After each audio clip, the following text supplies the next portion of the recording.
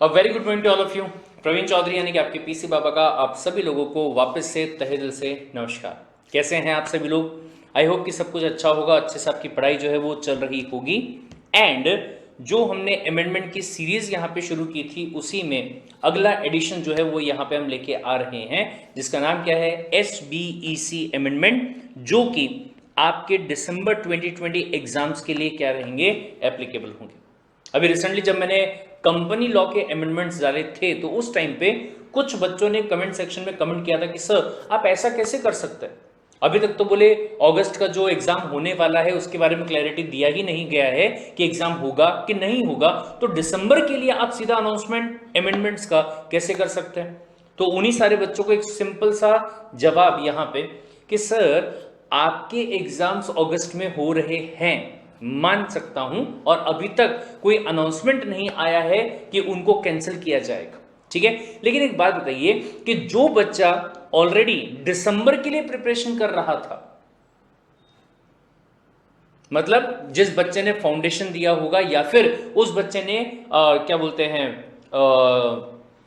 जो ग्रेजुएशन है उसका एग्जाम देके फिर अगर एग्जीक्यूटिव में एडमिशन लिया होगा और पहली बार उसका एग्जाम कब आ रहा है, दिसंबर में आ रहा है, तो उनका अटेम्प्ट तो दिसंबर में होगा ना भाई साहब, राइट। तो उनके लिए यहां पे अमेंडमेंट जो है वो देने पड़ेंगे। अब अगर आपके जो एग्जाम्स हैं, अगर आगे चल के आईसीएसआई जो है वो नोटिफिकेशन दे देता है एंड अगर आपके जो एग्जाम्स हैं वो कब आते हैं, दिसंबर में आते हैं, तो आपके लिए भी ये क्या हो जाएगा, एप्लीकेबल हो जाएगा। Got the point. तो आपके अगस्त में अगर एग्जाम होते हैं तो जो आपके अमेंडमेंट दिसंबर 19 तक के थे वो आपके लिए एप्लीकेबल रहेंगे, लेकिन अगर आपके एग्जाम अगस्त में नहीं होते हैं तो दिसंबर 2020 के जो एग्जाम्स रहेंगे उसके लिए जो अमेंडमेंट्स हैं वो जून 2020 तक के 30th ऑफ द जून 2020 तक के जो अमेंडमेंट्स रहेंगे वो एप्लीकेबल हो जाएंगे, ठीक है। बट आपके ऊपर एप्लीकेबल बाद में होंगे, बट पहले ही जो लोग दिसंबर 20 के लिए अभी प्रिपेयर कर रहे हैं उनके लिए ये अमेंडमेंट्स मैं यहां पे डाल दे रहा हूं। Understood the point. हालांकि एक और डिस्क्लेमर मैं यहां पे दे देता हूं कि जितने भी लोग ऑलरेडी एसबीसी के लेक्चर्स परचेज कर चुके हैं या कर रहे हैं उनको ये अमेंडमेंट्स जो हैं वो रिस्पेक्टिव चैप्टर में ऑलरेडी अपडेट करके मिल जाएंगे। अपार्ट फ्रॉम दैट, अगर आप लोगों को लगता है that we are doing the good work तो प्लीज ये वीडियो को लाइक जरूर कर दीजिएगा और कमेंट सेक्शन में भी कमेंट करके बता दीजिएगा। अपार्ट फ्रॉम दैट इस पर्टिकुलर वीडियो को शेयर भी कर दीजिएगा अपने दोस्तों के पास में, दुश्मनों को भी कर देंगे तो भी अच्छी बात है, उसमें क्या बुराई है, अच्छा काम करने में कोई बुराई नहीं है, राइट। एंड इस पर्टिकुलर चैनल को सब्सक्राइब कर लीजिएगा और जो बेल आइकन है उसको भी प्रेस कर दीजिएगा। द रीजन बीइंग कि इस सब्जेक्ट के बाद में आपका जो ईबीसीएल, एसएलसीएम और जीआईजीएल नाम का सब्जेक्ट है उनके भी अमेंडमेंट्स जो हैं वो आपको इसी चैनल पे मिलेंगे, right. And last but not the least point, video शुरू करने के पहले कि सर ये जो आपको नोट्स दिखाई दे रहे हैं जिसका नाम दिया गया है क्या, EC amendments applicable for December 20 exams, अगर मैं ये वाले नोट्स की बात करूं तो ये कहां पे मिलेंगे सर, इसी डिस्क्रिप्शन में आपको एक लिंक दिया गया होगा, ठीक है, और वहां जाके आपको CS कार्ड इंडिया का जो एप्लीकेशन उसको डाउनलोड करना होगा और वहां आपको अलग से एक अमेंडमेंट का सेक्शन मिल जाएगा दिसंबर 2020 के हिसाब से, और वहां जाके आप ये नोट्स को क्या कर सकते हैं, डाउनलोड कर सकते हैं। Understood the point, that's it. बढ़ते हैं आगे और बात करते हैं हमारे अमेंडमेंट्स के बारे में। सर यहां एक बात मैं आपको और बता दूं कि अगर आपने कंपनी लॉ के अमेंडमेंट्स को देखा होगा तो यहां पे आपकी जो कहानी है वो बहुत ही इजी आपके लिए हो चुकी होगी। रीजन बीइंग व्हाट, कि ऐसे बहुत सारे अमेंडमेंट्स जो कि कंपनी लॉ वाले सेक्शन में आपको बताए हुए हैं, लगभग वैसे वाले ही आपको कहां पे बताए हुए हैं, SBEC में। तो बहुत ज्यादा माथापच्ची जो है वो अपने को यहां पे नहीं करनी पड़ेगी। एग्जाम्पल देखिए sir, first of all example की बात अगर मैं करूं तो निधि कंपनी, सर सेकेंड वाला जो चैप्टर हमारा है जिसका नाम है टाइप ऑफ कंपनीज, अगर उस पर्टिकुलर चैप्टर के अंदर मैं सबसे आखिरी वाले टॉपिक की बात करूं, सेक्शन नंबर 406 आपको वहां पे दिया हुआ है जो किसके बारे में बात करता है, निधि कंपनीज के बारे में बात करता है, ठीक है। उसके हिसाब से जो आपके रूल्स बनाए गए हैं निधि वाले उसमें अमेंडमेंट को लाया गया और उसमें अमेंडमेंट को लाके क्या किया गया कि रूल नंबर 23A जो आपको दिया गया है उसमें हल्का सा चेंज किया गया है कि जहां पहले आपको 6 महीने का टाइम दिया गया था, बराबर, यानी कि जिस दिन वो रूल्स आए थे, कौन से वाले रूल्स, निधि रूल्स 2016, उस दिन के बाद में 6 महीने का टाइम जो है वो आपको दिया गया था। लेकिन अब कहा गया कि सर रूल आपके 2016 वाले नहीं बल्कि अमेंडमेंट रूल्स 2020 वाले, ठीक है, तो उसके बाद में आपको कितना टाइम दिया जा रहा है, आपको कुल मिला के 9 महीने का टाइम जो है वो दिया जा रहा है।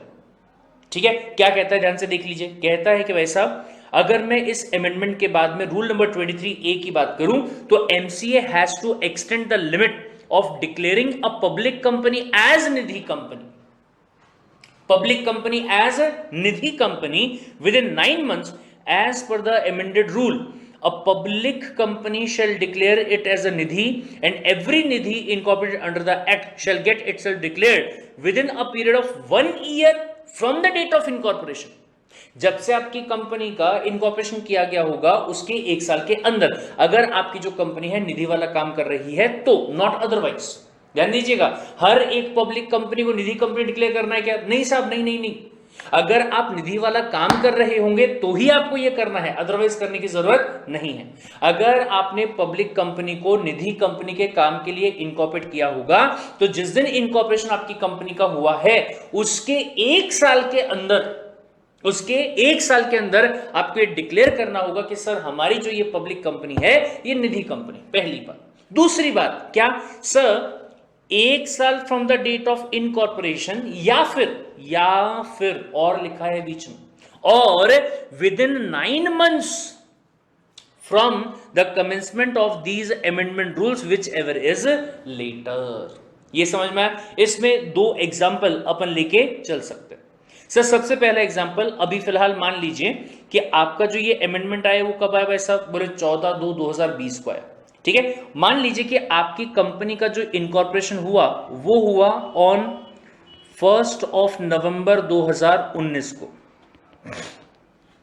कब हुआ? 1 नवंबर 2019 को। तो इसके बाद में सिंपली क्या कहा गया, बोले आपके पास में 1 साल का टाइम है, 1 ईयर।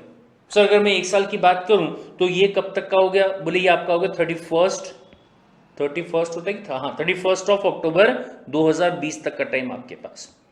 ठीक है, अगर मैं 1 ईयर के हिसाब से बात करूं तो। लेकिन एक सेकेंड, ये अनाउंसमेंट कब आई? या आपका जो ये सेकेंड अमेंडमेंट है, सेकेंड अमेंडमेंट जो है ये कब से एप्लीकेबल हो रहा है? बोले ये हो रहा है 14/2/2020 से। तो यहां से लेके कितने महीने? सब बोले 9 months का टाइम आपको दिया गया। ठीक है, तो अब ये ध्यान से सुनिएगा, फरवरी छोड़ दो, मार्च, अप्रैल, मई, जून, जुलाई, अगस्त, सितंबर, अक्टूबर और नवंबर। Got it? या फिर फरवरी का अगर मैं आधे से काउंट करके चलूं तो ऐसे केस में आपका क्या आ जाएगा, अक्टूबर के पहले, यानी कि आपका 13 अक्टूबर 2020 में आपके 9 महीने जो हैं लगभग पूरे हो जाते हैं। ठीक है, इसमें क्या कहा गया? फिर इसमें कहा गया विच एवर इज लेटर, इसमें से जो भी लास्ट में होगा। कौन सी डेट आखिरी में आ रही है बेटा? 31 अक्टूबर। तो जब 31 अक्टूबर लास्ट में आ रही है तो यहां तक का टाइम जो है वो आपको यहां पे दिया गया है। ठीक है, लेकिन मान लीजिए कि आपकी कंपनी का इनकॉर्पोरेशन जो है वो 1 नवंबर को नहीं बल्कि 1 अक्टूबर 2019 को हुआ। अगर ऐसा होता है तो ऐसे केस में क्या मैं यहां पे डेट चेंज कर सकता हूं? यहां पे डेट क्या बन जाएगी आपकी? अक्टूबर के पहले सितंबर, तो 30 सितंबर, और या फिर ये विच एवर इज लेटर, तो ऐसे केस में ये आपकी क्या रहेगी? लास्ट डेट रहेगी डिक्लेरेशन करने की। Understood the point? तो ये एक चेंज जो है वो आपको यहां पे दिया गया है, पहली बात। दूसरी बात, 4/2/2020 को आपके जो फॉर्म्स हैं NDH1, NDH2, NDH3, ठीक है, उसमें चेंजेस लाए गए हैं, जिसमें कि आपका जो NDH1 है ये किसकी बात करता है? Return of the statutory compliances की बात करता है। दूसरा 2 जो है वो एक्सटेंशन ऑफ टाइम की बात करता है। 3 जो है वो रिटर्न फाइल करने की बात करता है on the basis of half year.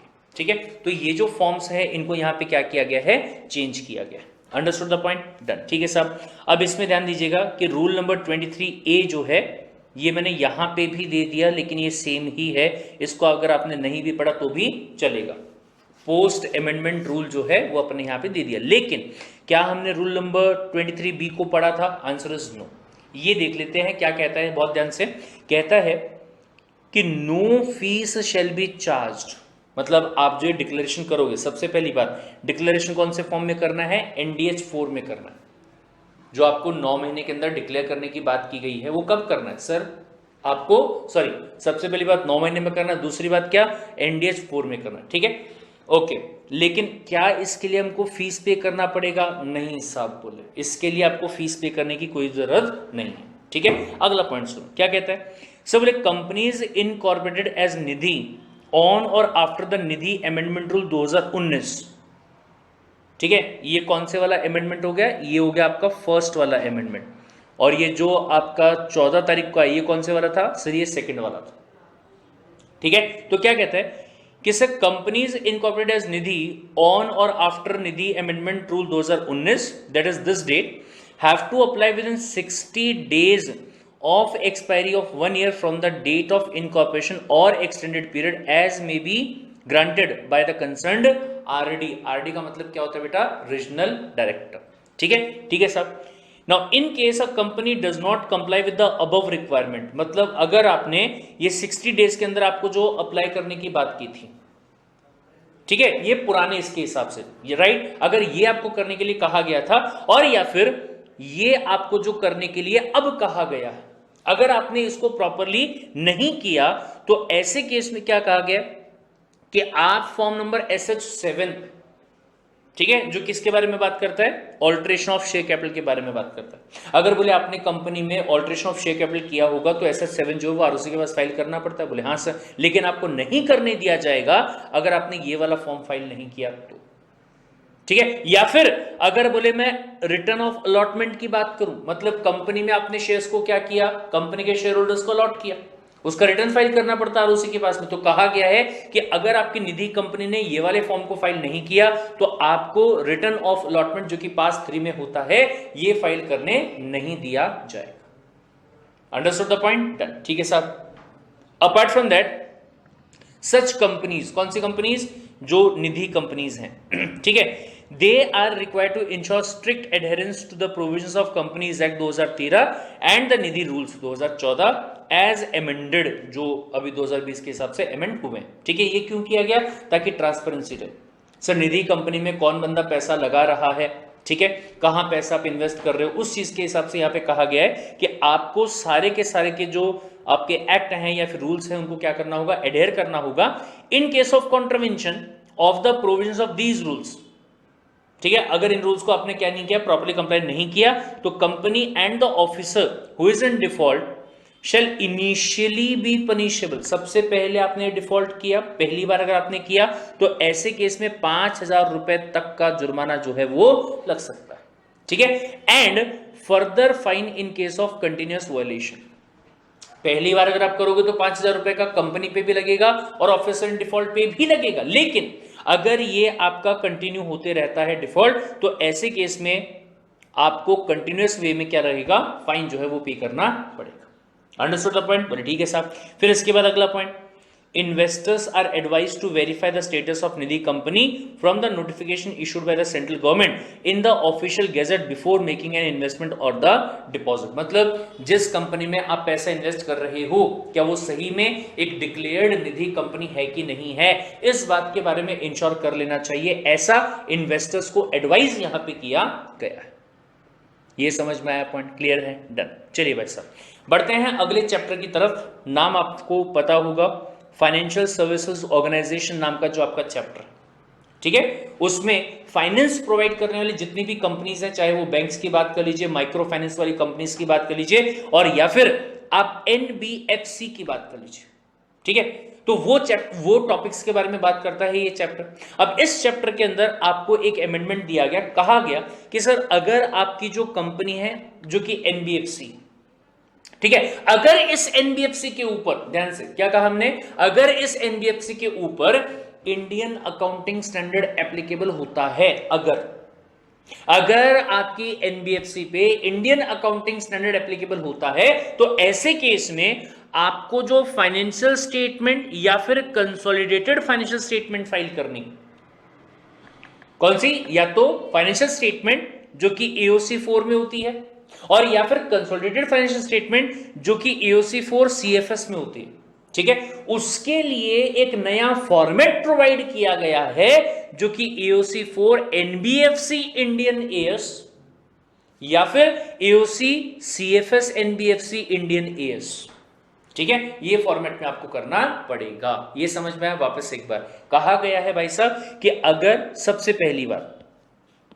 पहली बात कि आपकी कंपनी क्या है सर, हमारी कंपनी एनबीएफसी। दूसरी बात, क्या आपकी कंपनी को इंडियन अकाउंटिंग स्टैंडर्ड फॉलो करना पड़ता है? अगर आपका जवाब है हाँ, तो कहा गया कि फाइनेंशियल स्टेटमेंट जो आप यहां पे फाइल करोगे आरओसी के पास में, वो आपको ये वाले फॉर्म में करना पड़ेगा, और अगर कंसोलिडेटेड वाला करोगे तो आपको ये वाले फॉर्म में फाइल करना पड़ेगा। ये समझ में आया? Understood the point? ठीक है साहब। फिर इसके बाद में आगे बढ़ते हैं और बात करते हैं अगले टॉपिक के बारे में। हेडिंग यहां पे देना भूल गया हूं, लेकिन मैं लिख देता हूं यहां पे। टॉपिक का नाम क्या है? प्रमोशन, या चैप्टर का नाम promotion and incorporation of company. Company का प्रमोशन एंड कंपनी का इनकॉर्पोरेशन। ठीक है, ये वाले चैप्टर की बात अगर मैं करूं तो बहुत सिंपल तरीके से कि सर अगर हम यहां ईज ऑफ डूइंग बिजनेस के हिसाब से बात करें, सर हमारी कंट्री में ईज ऑफ डूइंग बिजनेस को बहुत प्रमोट किया जा रहा है, जिसमें यह कहा जा रहा है कि आपकी जो कंपनी है ना, उसको अपने कोर बिजनेस पे ध्यान देना चाहिए, ना कि फाइलिंग वाइलिंग करने पे। मतलब फाइलिंग करना है, बट ऐसा नहीं होना चाहिए कि उस पर बहुत ज्यादा आपको दिमाग लगाना पड़ रहा है, बहुत टाइम जो है वो वेस्ट करना पड़ रहा है, बहुत एनर्जी आपको वहां पे लगानी पड़ रही है, पैसा बर्बाद करना पड़ रहा है, ऐसा नहीं होना चाहिए। ठीक है, तो इस बात को इंश्योर करने के लिए क्या किया गया सर, जो पहले आपके फॉर्म्स हुआ करते थे उन फॉर्म्स को और अपग्रेड कर दिया गया, और सहूलियत जो है वो आपको प्रोवाइड की गई, ताकि आपका टाइम जो है वो भी बचे, आपका पैसा जो है वो भी बचे, और आपकी एनर्जी और एफर्ट जो है वो भी यहां पे क्या हो जाए, थोड़े बच जाए। ठीक है, क्या कहता है ध्यान से कि sir MCA would be notified deploying a new web form. सबसे पहली बात ये मैं आपको बता दूं, ठीक है, सीधा सीधा कि सर पहले ऐसा होता था कि अगर आपको आपकी कंपनी के लिए नाम रिजर्व करवाना पड़ता था, अगर, ठीक है, तो उसके लिए आपको एक फॉर्म दिया गया था जो कि नाम था रन। फुल फॉर्म क्या है? Reserve unique name. ठीक है, और ये जो फॉर्म आपका होता था ये कौन सा था सर? ये आपका वेब बेस्ड फॉर्म आपका रहता था। कौन सा फॉर्म था ये आपका वेब बेस्ड फॉर्म था। लेकिन अब क्या कर दिया गया, अब कहा गया कि भाई साहब देखिए, अगर आप एक न्यूली इनकॉर्पोरेटेड कंपनी, ठीक है, इसके लिए अगर आप नाम लेना चाहते हैं, गॉट द पॉइंट? क्या कहा गया, अगर न्यूली इनकॉर्पोरेटेड कंपनी के लिए अगर आप नाम लेना चाहते हैं तो ऐसे केस में आपको पहले रन फॉर्म फाइल करो, फिर उसके बाद में आप इनकॉर्पोरेशन के लिए स्पाइस वाला जो फॉर्म था वो फॉर्म फाइल करो। ऐसे करने की जरूरत नहीं है। बोलो क्या किया गया कि जो पुराना स्पाइस वाला फॉर्म था ना, उसी को अपग्रेड कर दिया गया और नाम दे दिया गया क्या? Spice plus. ठीक है, अब यह कहा जा रहा है कि अगर आपको क्या करना है, अगर आपको नई कंपनी इनकॉर्पोरेट करनी है तो उसके लिए नाम के लिए भी अगर आपको अप्लाई करना होगा तो आपको अलग से रन फॉर्म जो है उसको फाइल करने की जरूरत नहीं है। आप क्या कर सकते हो, आप स्पाइस प्लस में ही उसके लिए अप्लाई कर सकते हो। Got it? डन। हाँ जी। सो अगला जो पॉइंट है वो क्या है? An application for reservation of the name at the time of incorporation. ध्यान दीजिएगा क्या बोला, अगर आप कंपनी को इनकॉर्पोरेट कर रहे हैं, ठीक है, दो सिचुएशन आपके पास में आएंगे। एक ऐसा होगा कि एग्जिस्टिंग कंपनी का जो नाम है ना उसको आप चेंज कर लो, तो अगर वो करने जा रहे होंगे तो आज भी आपको रन वाला जो फॉर्म है ना उसी को फिल करना पड़ेगा। लेकिन अगर नई कंपनी का इनकॉर्पोरेशन किया जा रहा है तो ऐसे केस में कहा गया कि आपको वेब सर्विस का ही यूज करना है, यानी कि ये वाला जो फॉर्म रहेगा ये भी वेब वाला ही रहेगा, लेकिन इसमें जो फॉर्म है वो कौन सा रहेगा? Spice plus. ठीक है, ध्यान दीजिएगा, पहले आपका जो INC 32 हुआ करता था वो सिंपली आपका स्पाइस होता था। क्या होता था? स्पाइस। लेकिन अब सामने में वर्ड क्या लगा दिया गया? Spice plus. ठीक है सर, ऐसा क्यों किया गया? यहाँ पे बहुत सिंपल सी बात है कि इसको और एडवांस कर दिया गया। जहां पे पहले आप एक काम कर पा रहे थे, अब आप एक से भी ज्यादा काम यहाँ पे कर पाएंगे। ठीक है, पहले कैसा था, कंपनी को इनकॉर्पोरेट करना है, INC 32 हो गया। फिर उसके बाद में अगर आपको जो रजिस्टर्ड ऑफिस आपका होता है उसके लिए करना है तो INC 22 फाइल करने की जरूरत नहीं पड़ती थी। ठीक है, साथ में इसको रन को भी यहाँ पे ऐड कर दिया, इसलिए यहाँ पे वर्ड क्या यूज किया गया? Spice plus. ठीक है, ठीक है sir. And for the change of existing name, अगर आपको एग्जिस्टिंग कंपनी का नाम चेंज करना होगा तो उस केस में आज भी आपको क्या यूज करना है? रन वाला जो फॉर्म है उसी को यूज करना है। फीस जो दी गई है वो आपको पे करना पड़ेगा, आरओसी सीआरसी वाले के पास, सीआरसी मतलब सेंट्रल रजिस्ट्रार जो आपका होता है उसके पास में, ठीक है। एंड आपको रीसबमिशन करने का टाइम जो है वो भी यहां पे मिलेगा, कितने दिन का, 15 दिनों का, for the rectification of the defects, अगर कुछ भी रहा तो, ठीक है।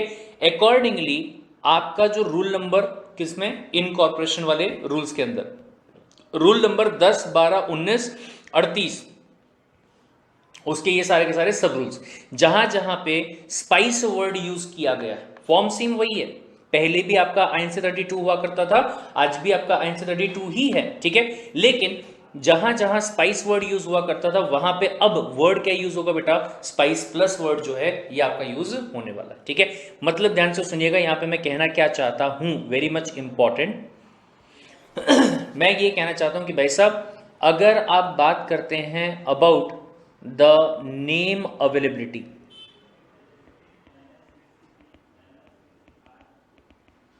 ठीक है, अगर आप नाम को अवेल करवाने की बात करते हैं, राइट, तो ऐसे केस में यहां पे दो बातें आपको दी गई। क्या साहब, सबसे पहला सवाल यह आता है कि क्या आप यहां पे न्यू कंपनी बनाने की बात कर रहे हो क्या, ठीक है, और या फिर आपकी जो कंपनी है वो एग्जिस्टिंग कंपनी है, ठीक है। अगर आप यहां पे नई कंपनी की बात कर रहे हैं तो ऐसे केस में इवन फॉर द नेम आपको जो फॉर्म फाइल करना पड़ेगा उसका नाम क्या दिया गया है, स्पाइस प्लस, ठीक है, जिसका अगर मैं फॉर्मेट की बात करूं तो आज भी वही है INC 32, ये वाला फॉर्म जो होगा वही आपको फाइल करना पड़ेगा, ऐसा आपको सिंपली बोला गया। लेकिन हाँ, अगर आपकी कंपनी जो है वो एक एग्जिस्टिंग कंपनी है और अगर आप नाम चेंज की बात यहां पे कर रहे होंगे तो ऐसे केस में आपको रन फॉर्म में ही काम जो है वो करना पड़ेगा। मतलब ये है कि जो रन वाला सर्विस था वो एबोलिश नहीं कर दिया गया, उसको हटा नहीं दिया गया, लेकिन डिफरेंशिएट कर दिया गया है कि अगर आपको नई कंपनी के लिए नाम चाहिए तो आपका प्रोसेस जो है वो ये वाला होगा, अगर आपको एग्जिस्टिंग कंपनी के लिए नया नाम चाहिए तो ऐसे केस में आपको ये वाले प्रोसेस से गुजरना पड़ेगा। Understood the point. लेकिन नोट करने वाली बात ये है कि चाहे आप ये नए तरीके की बात करो और या फिर आप पुराने तरीके की बात करो, दोनों के दोनों क्या है आपके, दोनों के दोनों वेब सर्विस है, ठीक है। मतलब सर, मतलब ये कि आपको फॉर्म को डाउनलोड नहीं करना है बल्कि वहीं पे ही वेब सर्विस आपके पास में आ जाएगी, आपके सामने रहेगी वेबसाइट के ऊपर, वहीं पे इंफॉर्मेशन को फिल करना है और आपको अपलोड करना है। Understood the point. लेकिन हाँ, एक बात और, क्या कि सर अगर मैं यहां पे बात करता हूं रन सर्विस के बारे में तो यहां पे अगर इफ एनी डिफेक्ट एग्जिस्ट, ठीक है, अगर कोई भी डिफेक्ट आपको यहां पे मिलता है उस पर्टिकुलर फॉर्म के अंदर तो ऐसे केस में आपको 15 डेज दिए जाएंगे, ठीक है, और 15 डेज में आपको करेक्शन भी कर सकते हो और करेक्शन करने के बाद में आप क्या कर सकते हैं, आप यहां पे रीसबमिशन कर सकते हैं। क्या कर सकते हो आप रीसबमिशन जो है वो सिंपली यहां पे कर सकते हैं। Understood the point, done. तो ये देख लीजिएगा, आप नोट डाउन कर लीजिए आपके हिसाब से जैसा आपको करना हो।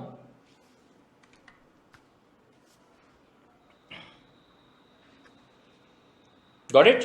चलिए ठीक है साहब, बढ़ते हैं आगे और बात करते हैं अगले पॉइंट के बारे में। ये तो बहुत सिंपल सा है। रूल नंबर 38 की बात अगर आप करेंगे तो जहां जहां पे इलेक्ट्रॉनिकली स्पाइस लिखा हुआ था वहां पे इलेक्ट्रॉनिकली प्लस स्पाइस जो है ये आपको लिखना रहेगा, ठीक है। अच्छा, ये एक और बहुत ही इंपॉर्टेंट वाली बात सर, अगर मैं रूल नंबर 38A की बात करूं, सर रूल नंबर 38A जो है ये आपको एक अलग से यहां पे फंडा प्रोवाइड कर रहा था जिसका नाम जो है वो दिया गया था अजाइल।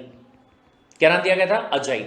और इस अजाइल के हिसाब से आपको कहा गया था कि सर आपको अलग से जीएसटी का रजिस्ट्रेशन करने की जरूरत नहीं है, आप एक काम कीजिए, इनकॉर्पोरेशन के टाइम पे जो ये अजाइल वाला फॉर्म रहेगा ना, इसी को आप फिल कर दीजिएगा तो आपका जीएसटी का जो रजिस्ट्रेशन है वो भी यहां पे हो जाए। अपार्ट फ्रॉम दैट, अगर आप एम्प्लॉइज के प्रोविडेंट फंड के लिए नंबर अगर आप लेना चाहते हो तो उसके लिए भी आपको अलग से फॉर्म फिल करने की जरूरत नहीं है, अलग से प्रोसेस करने की जरूरत नहीं है, इसी अजाइल फॉर्म में आपका काम जो है वो हो गया रहता, ठीक है। एंड या फिर अगर आपको एम्प्लॉइज के इंश्योरेंस के लिए अगर आपको रजिस्ट्रेशन करवाना है, नंबर लेना है या फिर उसके हिसाब से आपको प्रोसेस करना है तो उसके लिए भी एक ही फॉर्म से आपका काम जो है वो हो गया रहता। Got the point. ये अमेंडमेंट जो है कुछ टाइम पहले आपको प्रोवाइड किया गया था। लेकिन अब क्या कहा गया, अब कहा गया कि आपका जो फॉर्म है वो अजाइल ना बन के क्या बन जाएगा, अजाइल PRO, अजाइल प्रो। ठीक है, हालांकि यहां पे अजाइल प्रो वर्ड जो यहां पे यूज किया गया है इसका मतलब है एडवांस्ड वाला, लेकिन यहां पे एक और इत्तेफाक ऐसा बन रहा है कि जो PRO लिखा हुआ है इसमें से अगर मैं सबसे पहले ये PR की बात करूं तो this talks about the professional tax. कौन सा टैक्स, प्रोफेशनल टैक्स। ठीक है, अगर उसके रजिस्ट्रेशन के लिए आपको फॉर्म भरना है, इसी में काम जाए। और अगर मैं O की बात करता हूं तो this is all about open a bank account. क्या बात है, मतलब भाई साहब अब ये कहा जा रहा है कि अगर आपको 1 2 3 4 और 5 ये 5 काम अगर आपको करने हैं तो ये पांचों काम को करने के लिए आपको एक ही फॉर्म जो है वो सफिशिएंट रहेगा। कौन से वाला, अजाइल प्रो वाला। Got it. देखिए यहां पे अच्छे तरीके से दो चीजें ऐड कर दी गई है, रजिस्ट्रेशन, ये तो अलग हो गया, ये इसका ही हो गया EPFO का रजिस्ट्रेशन। ठीक है, लेकिन professional tax registration and opening of the bank account, ये दो चीजों को ऐड कर दिया गया है। और जो चीज कल तक सिर्फ स्पाइस हुआ करती थी उसको क्या बना दिया गया है, स्पाइस प्रो बना दिया गया है। Understood the point. Now accordingly अपन सीधा सीधा यहां पे ये कंक्लूड कर सकते हैं कि जब से आपका स्पाइस प्लस फॉर्म आया है तब से रन वाला जो आपका ऑप्शन रहेगा वो सिर्फ और सिर्फ कब एप्लीकेबल होगा, for the change of the name of the existing company, उसके अलावा कहीं और यूज होने वाला नहीं। ठीक है साहब। हाउएवर अगर आप इनकॉर्पोरेशन ऑफ द कंपनीज की बात करें, अच्छा ये एक और बात बहुत ध्यान से सुनिएगा। क्या सर, बोले अगर आप इस नोटिफिकेशन के बारे में बात करते हैं, ठीक है, अगर आप इस नोटिफिकेशन के बारे में बात करते हैं तो ये कब आया, 23 फरवरी 2020 को आया। ऑलराइट, जिसमें क्या कहा गया कि रन फॉर्म जो है उसकी जरूरत नहीं पड़ेगी, आपको क्या करना है, स्पाइस प्लस में ही काम जो है वो हो जाएगा। लेकिन मान लीजिए जस्ट फॉर एग्जांपल कि सर 20 जनवरी 2020, कब की बात है, 20 जनवरी 2020 की बात है। हमने क्या किया था, हमने ऑलरेडी रन नाम का जो फॉर्म है ना उसको हमने फाइल कर दिया था और हमने नाम ले लिया था। से फॉर एग्जांपल कंपनी का नाम हमने लिया CS cart India. Got the point. अब ये ध्यान से सुनो, नोटिफिकेशन कब आया, बोले सर 23 फरवरी के बाद आया, 23 फरवरी को आया। तो 23 फरवरी के बाद में क्या मैं नई कंपनी के नाम के लिए ये वाला फॉर्म भरूंगा क्या, आपका जवाब आएगा नहीं साहब ये नहीं करना। लेकिन एक सेकंड, अगर मैं ऑलरेडी रन वाला फॉर्म भर चुका हूं और ये नाम जो है वो मैं ले चुका हूं, तो अब ऐसे केस में क्या मुझे यहां पे जो फॉर्म फाइल करना होगा इनकॉर्पोरेशन के लिए वो स्पाइस प्लस फाइल करना होगा या सिर्फ स्पाइस फाइल किया तो काम चल जाएगा। तो ध्यान से सुनिएगा, यहां पे ये जो पैराग्राफ आपको दिया गया है वो आपको यही बात कह रहा है। क्या कहता है, वैसा कहता है कि अगर आप ऑलरेडी नाम रिजर्व करवा चुके हैं, ठीक है, तो ऐसे केस में you shall continue to be filed in the existing spice form. आपको पहले वाला जो स्पाइस फॉर्म था वही आपको फाइल करना पड़ेगा along with the related linked forms as applicable, and if marked under the resubmission shall be resubmitted in the SPICE e-form. Resubmission of the SPICE form submitted prior to the date of the deployment of SPICE Plus shall also be filed in the existing SPICE e-form and related link form as applicable. मतलब सीधी सीधी बात है भाई साहब, अगर आप already company को incorporate करने के लिए प्रोसेस कर चुके थे ये नोटिफिकेशन आने के पहले, ठीक है, तो ऐसे केस में जो पुराने वाले फॉर्म्स है ना उसी में ही आपका काम जो है वो होते रहेगा। या फिर हो सकता है मान लीजिए कि आपने रन वाला जो फॉर्म है उसको फिल किया था, रन वाला जो फॉर्म है उसको आपने फिल किया था और नाम ले लिया था, फिर आपने स्पाइस वाला फॉर्म जो है वो भी फाइल किया था, लेकिन उसमें कुछ गड़बड़ आने की वजह से आपको रीसबमिट करने के लिए बोला गया, ठीक है, और जैसे ही आप रीसबमिट करने जाते हो उसके पहले नोटिफिकेशन आ गया। अब दिमाग में डायलेमा चल रहा है कि भाई साहब मैं स्पाइस प्लस के हिसाब से जाऊं या फिर मैं स्पाइस के हिसाब से जाऊं, समझ नहीं आ रहा है। Got it. तो आपको यहां पे क्या करना है, आपको पुराना फंडा ही यूज करना है। अगर आप ऑलरेडी प्रोसेस शुरू कर चुके थे तो आपको नया तरीका यूज नहीं करना है, आपको पुराना जो तरीका रहेगा उसी को यूज करना पड़ेगा। Understood the point, done. ठीक है साहब, आगे बढ़ते हैं, बात करते हैं चैप्टर नंबर 4 के बारे में, जो कि legal status of the registered company की बात करता है। Very very very much important. क्या सब बोले, अगर आप सेक्शन नंबर 462 के बारे में बात करें, ठीक है, जो कि गवर्नमेंट कंपनीज के लिए बात करता है, उसके लिए कुछ एग्जम्पशंस जो है वो यहां पे प्रोवाइड किए गए हैं। बाय द नोटिफिकेशन डेटेड 2 मार्च 2020। क्या कहता है ऐसा, बहुत ध्यान से सुनिएगा। सर बोले कहा गया है कि जो आपने गवर्नमेंट कंपनी की डेफिनेशन पढ़ी हुई है जो कि सेक्शन नंबर 2 क्लॉज नंबर 45 में दी गई, अगर उस डेफिनेशन के अंदर बात की जाए तो पहले कोई ऐसा एक्सप्लेनेशन दिया हुआ नहीं होता था, लेकिन अब यहां पे आपको क्या दिया हुआ है, अब आपको यहां पे एक्सप्लेनेशन जो है वो दिया गया। और क्या कहा गया सर इसके हिसाब से, सर इसके हिसाब से ये कहा गया कि जब भी आप किसी गवर्नमेंट कंपनी में पेड अप शेयर कैपिटल की बात करते हैं, जब भी आप किसी गवर्नमेंट कंपनी में पेड अप शेयर कैपिटल की बात करते हैं, वो भी ऐसी गवर्नमेंट कंपनी जिसने क्या किया हुआ है, डिफरेंशियल वोटिंग राइट्स वाले शेयर्स को इशू किया हुआ है। ध्यान से, अगर नॉर्मल ऑर्डिनरी शेयर्स को इशू किया हुआ है तो जैसा पहले था वैसा ही है, पेड अप शेयर कैपिटल मतलब पैसे की बात ही करेंगे, ठीक है। लेकिन अगर जो आपकी गवर्नमेंट कंपनी है उसने डीवीआर वाले शेयर्स को इशू किया है, डिफरेंशियल वोटिंग राइट्स वाले शेयर्स को इशू किया है, ठीक है, अगर ऐसा हुआ है तो ऐसे केस में पेड अप शेयर कैपिटल का मतलब आप क्या लेके चलेंगे, टोटल वोटिंग पावर लेके चलेंगे। सर समझ में आया क्या, नहीं साहब नहीं आया तो ध्यान से सुनो भाई, वापस एक बार। हमने कहा कि साहब सेक्शन नंबर 2 क्लॉज नंबर 45 ये बात करता है एक टॉपिक के बारे में जिसको नाम क्या दिया गया है, गवर्नमेंट कंपनी। क्या कहा गया है सर, कहा गया है कि ऐसे वाली कंपनी जिसमें 51% और more of paid up share capital is held by central government, state government और एनी कॉम्बिनेशन, ठीक है। हो सकता है कि आधा सेंट्रल गवर्नमेंट के पास में होगा, आधा स्टेट गवर्नमेंट के पास में होगा, एक या फिर एक से ज्यादा, ठीक है। तो सर अभी ध्यान से सुनो, यहां पे वर्ड यूज किया गया है क्या, पेड अप शेयर कैपिटल। पहले आप बात किसकी करते थे, पेड अप शेयर कैपिटल की बात करते थे, लेकिन अब क्या कहा जा रहा है कि यहां सिर्फ पैसे की बात मत कीजिएगा, यहां पे क्या कहा जा रहा है कि if government company has issued, government company ने क्या किया, हैज इशूड डीवीआर वाले शेयर्स, ठीक है। तो ऐसे केस में पेड अप शेयर कैपिटल का मतलब क्या है, टोटल वोटिंग राइट्स। यहां पे टोटल वोटिंग राइट्स की बात करेंगे, यानी कि यहां हम पेड अप शेयर कैपिटल में पैसा लेके नहीं चलेंगे, सॉरी, यहां हम पेड अप शेयर कैपिटल में पैसा लेके नहीं चलेंगे बल्कि टोटल वोटिंग राइट्स लेके चलेंगे। क्या मान के चलेंगे सर, अगर टोटल वोटिंग राइट्स 100% है तो उसमें से 51% के टोटल वोटिंग राइट्स जो है वो किसके पास होने चाहिए, सेंट्रल गवर्नमेंट के पास, स्टेट गवर्नमेंट के पास या फिर कॉम्बो। अंडरस्टूड द पॉइंट, यहां पे पेड अप शेयर कैपिटल की बात जो है वो मत कीजिएगा। अभी भी नहीं समझ में आया तो एक बार और बहुत ध्यान से देखिएगा, चार्ट के थ्रू मैं आपको समझाता हूं। कहा गया भाई साहब कि अगर आपकी कंपनी जो है वो गवर्नमेंट कंपनी, ठीक है, इसके डेफिनेशन की बात अगर अपन यहां पे करें तो कहा गया है कि सवाल आपसे पूछा जा रहा है, सबसे पहला सवाल कि वेदर या कंपनी इशूड ऑर्डिनरी शेयर्स, ठीक है, और दूसरा कंपनी इशूड डीवीआर वाले शेयर्स, ठीक है। अगर ये ऑर्डिनरी शेयर्स इशू किए गए हैं तो ध्यान से, ऐसे केस में अगर आप गवर्नमेंट कंपनी की बात करें तो कहा गया है government company means a company in which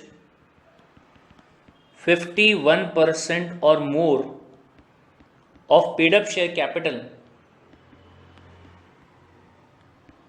is held by central government, state government और बोथ, सिंपल तरीके से, ठीक है। लेकिन अगर मैं बात करता हूं अबाउट द कंपनी जिसने कि क्या किया है, डीवीआर को इशू किया है, तो कह सकते हैं that government company means a company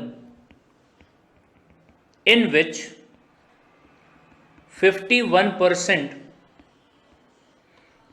और मोर ऑफ, अभी ध्यान दीजिएगा यहां पे आपको पेड अप शेयर कैपिटल लिखने की जरूरत ही नहीं है, कॉमन सेंस वाली बात हो गई कि किसकी बात करेंगे, टोटल वोटिंग राइट्स की बात करेंगे। Total voting rights are held by central government, state government और या फिर बोथ। ये समझ में आया? तो ऐसा यहां पे ये एक्सप्लेनेशन जो है ये आपको बताता है। लिख लीजिए इस चीज को भी अगर आपको नोट डाउन करना होगा तो।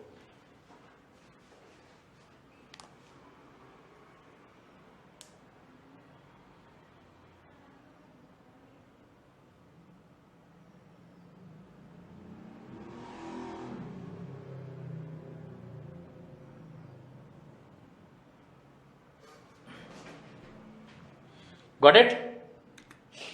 चलिए ठीक है सब, बढ़ते हैं आगे, बात करते हैं अगले पॉइंट के बारे में। अगला जो आपका पॉइंट है that is about the insolvency resolution process, liquidation and the winding up. Sir very very very much important. ठीक है सर, हमने यहाँ पे सबसे पहली बात तो ये कि वाइंडिंग अप के बारे में बात जो है वो करी हुई है। अब वाइंडिंग अप के लिए आपको अलग से यहाँ पे रूल्स जो है 2020 वो प्रोवाइड किए हैं, जो कि 28 जनवरी 2020 को है। हालांकि अगर मैं ये वाले रूल्स के बारे में बात करूं, तो कुल मिला के यहाँ पे 191 रूल्स आपको दिए गए। सर ये इतना पूरा पढ़ना पड़ेगा क्या? टू बी वेरी फ्रैंक, अगर आप CS एग्जीक्यूटिव के अंदर हैं और SBEC सब्जेक्ट की बात अगर आप यहाँ पे कर रहे हैं तो नहीं, आपको ये पूरे के पूरे रूल्स को यहाँ पे स्टडी करने की जरूरत नहीं है। Got the point? लेकिन हाँ ये अपने को पता होना चाहिए कि जब आप बात करते हो chapter number 20 of companies act 2013 के बारे में, जो कि पूरे के पूरे वाइंडिंग अप की बात जो है वो यहाँ पे करता है, तो ऐसे केस में कहा गया कि ये रूल्स को नोटिफाई किया गया है जिसका इफेक्टिव डेट जो है वो कब से होगा? 1 डे ऑफ अप्रैल 2020 से होगा। ठीक है, तो ये आपको ध्यान देना चाहिए कि वाइंडिंग अप के जो रूल्स हैं वो प्रोवाइड किए गए हैं जो कि 2020 के, पहली बात। लेकिन दूसरी बात एक और बहुत ही अच्छे वाली चीज वो ये कि यहां पे एक नई चीज यहां पे प्रोवाइड की गई जिसका नाम क्या दिया गया है? Summary procedure. सर कंपनी को लिक्विडेट करना पड़ता है, कंपनी को वाइंड अप करना पड़ता है, लेकिन कंपनी को वाइंड अप करने की बात करें तो लंबा चौड़ा प्रोसेस जो है वो आपको बताया गया है। लंबा चौड़ा प्रोसेस आपको यहां पे बताया गया, कहा है कि NCLT के पास में जाना पड़ेगा, आपको वहां से अप्रूवल लेके आना पड़ेगा, आपको क्रेडिटर्स के बारे में सोचना पड़ेगा, वगैरह वगैरह वगैरह वगैरह वगैरह। लेकिन सर बोले एक सेकेंड, क्या सब माना कि हमारी कंपनी को हम लिक्विडेट करना चाहते हैं, लेकिन हमारी कंपनी का आउटसाइडर्स के टुवर्ड्स जो लायबिलिटी है वो बहुत कम है, ना के बराबर लायबिलिटी है, बहुत ही ज्यादा कम लायबिलिटी अगर हमारी है, तो बोले ऐसे केस में हम क्या करें? क्या उस केस में भी इतना लंबा चौड़ा जो काम है, इतना लंबा चौड़ा प्रोसेस जो है वो करना पड़ेगा क्या? अगर आपका जवाब है हां, तो ऐसे केस में क्यों आप ढोंग कर रहे हो EODB के बारे में? सर ये EODB क्या है? Ease of doing the business. क्यों ढोंग कर रहे हो बोले उस चीज के बारे में? Are you getting the point? तो ऐसे केस में यार नया फंडा प्रोवाइड किया गया रूल्स के अंदर, जिसमें किसकी बात करी गई? बात करी गई है about the summary procedure. Sir summary procedure मतलब फटाफट फटाफट फटाफट फटाफट, टाइम वेस्ट करना ही नहीं है, बोले जल्दी जल्दी काम जो है वो आपको यहां पे करना है, टाइम वेस्ट आपको करना ही नहीं है, ऐसा सिंपली आपको यहां पे बोला गया। क्या कहता है बहुत ध्यान से सुनिएगा। The winding up rules also provided the summary procedure for the liquidation of the companies. ये कौन सी कंपनीज पे एप्लीकेबल होगा? ध्यान दीजिएगा। सबसे पहली बात, ऐसी कंपनी जिसके जो आपकी बैलेंस शीट है उसके अंदर जो एसेट्स की बुक वैल्यू है वो 1 करोड़ रुपए से ज्यादा की नहीं है। कितने से ज्यादा? 1 करोड़ रुपए से ज्यादा की नहीं है, सबसे पहली बात। छोटी कंपनी सर, छोटी सी कंपनी। अच्छा अब यहां पे जब आपने एसेट्स की बात करी तो सीधी सीधी बात है, पेड अप कैपिटल भी कितना? 1 करोड़ रुपए। पेड अप कैपिटल और एसेट्स दोनों अगर 1 करोड़ रुपए या दोनों में से कोई भी एक चीज अगर 1 करोड़ रुपए से कम है, तो ऐसे केस में आपकी जो कंपनी है उसका समरी प्रोसीजर किया जा सकता है। क्या करने के लिए? लिक्विडेशन करने के लिए। Understood the point? ठीक है साहब। फिर उसके बाद दूसरा क्या? सब बोले अगर आपकी कंपनी ने लोगों से डिपॉजिट लिया हुआ है, total outstanding deposit including all the deposit, अगर वो 25 लाख रुपए से, क्या बात कर रहे हो, छोटा सा अमाउंट डिपॉजिट के तौर पे लिया हुआ है, ठीक है, या फिर अगर लोन लिया है इंक्लूडिंग द सिक्योर्ड लोन, अगर वो 50 लाख से ज्यादा नहीं है तो भी समरी प्रोसीजर से काम चल जाएगा।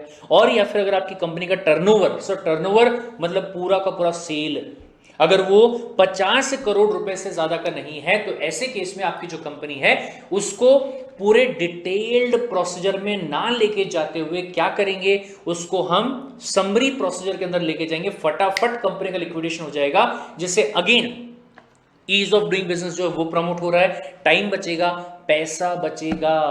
अगर लंबा प्रोसेस चलता है तो जो लिक्विडेटर फीस मांगेगा वो लंबी चौड़ी मांगेगा, एज सिंपल एज दैट। लेकिन अगर फटाफट फटाफट काम होता है, सर क्या प्रोसीजर रहेगा समरी वाला, वो दिया गया है कहां पे, रूल के अंदर, उसको रूल में जाके देखना पड़ेगा। ठीक है, ठीक है सर। तो ये एक इंपॉर्टेंट वाली बात है जो कि आपके लिए जरूरी है और ये आपको एग्जाम में पूछा जा सकता है। क्या है सवाल? सवाल ये है कि कौन सी कंपनीज के लिए लिक्विडेशन करने के लिए समरी प्रोसीजर जो है उसको यूज किया जा सकता है। तो ऐसा कुल मिला के 1 2 3 4 5 जगह पे बोला गया। सर 4 ही हुई ना, डी तक तो 4 ही होते हैं, लेकिन हाँ उसके पहले यहां पे भी तो बोला गया ना भाई साहब, एसेट्स के बारे में भी तो उसी पॉइंट में बात कर ली गई ना, ये कहां भूल रहे हो आप? अगर आप एसेट्स की बात करेंगे तो वो तो यहीं पे बात की गई ना, पहले वाले पॉइंट में ही। ठीक है, तो कुल मिला के 5 टाइप की कंपनीज की बात जो है वो यहां पे करेंगे। Understood the point? That's it. तो ये हुआ about what, about the winding up. अब इसके बाद में एक और बहुत ही इंपॉर्टेंट वाला टॉपिक जो कि आपके इंसॉल्वेंसी टॉपिक के लिए, ठीक है। अब आपको सब लोगों को पता है कि आपके सिलेबस में एक कोड दिया गया है जिसका नाम है इंसॉल्वेंसी बैंक्रप्सी कोड, जो कि कब का है, 2016 का है। ठीक है, अगर मैं इस पर्टिकुलर कोड के हिसाब से बात करूं तो आपको यह पता है कि साहब एक तो हो सकता है आपका कॉर्पोरेट डेटर, ठीक है, दूसरा आपका हो सकता है इंडिविजुअल डेटर, तीसरा आपका हो सकता है पार्टनरशिप फॉर्म नाम का डेटर। ठीक है, लेकिन पॉइंट ये कहा गया कि अगर इनमें से कोई भी बंदा क्या हो जाता है, इंसॉल्वेंट हो जाता है। क्या हो जाता है? इंसॉल्वेंट। तो ऐसे केस में इस बंदे के इंसॉल्वेंसी को क्या करने के लिए, रिजॉल्व करने के लिए, इसके इंसॉल्वेंसी को रिजॉल्व करने के लिए एक रेजोल्यूशन प्लान जो होता है वो बनाया जा सकता है। अब ये रेजोल्यूशन प्लान की बात अगर की जाए, इसको बनाने के लिए और इंसॉल्वेंसी को रिजॉल्व करने के लिए एक प्रोफेशनल इंसान को अपॉइंट किया जाता है, जिसको आप इंसॉल्वेंसी प्रोफेशनल का नाम दे सकते हैं, जो कि इंटरिम लेवल पे भी हो सकता है और फाइनल लेवल पे भी हो सकता है।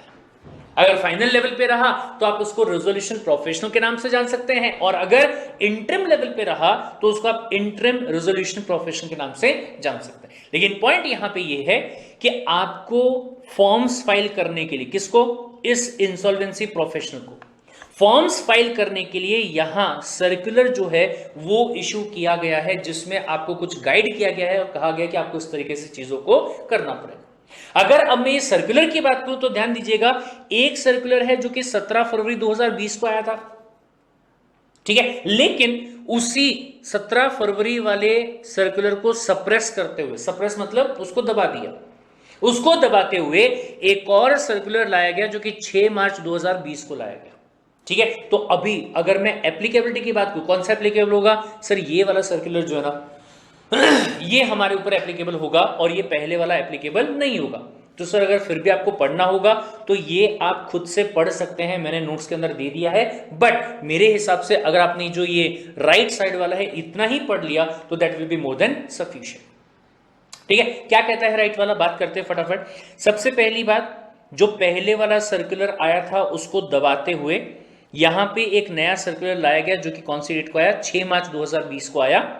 ठीक है, the following clarification is issued for the statutory compliances in respect of the companies under the CIRP।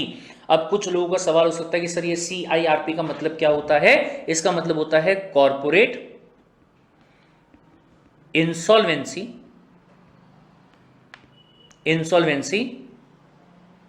Resolution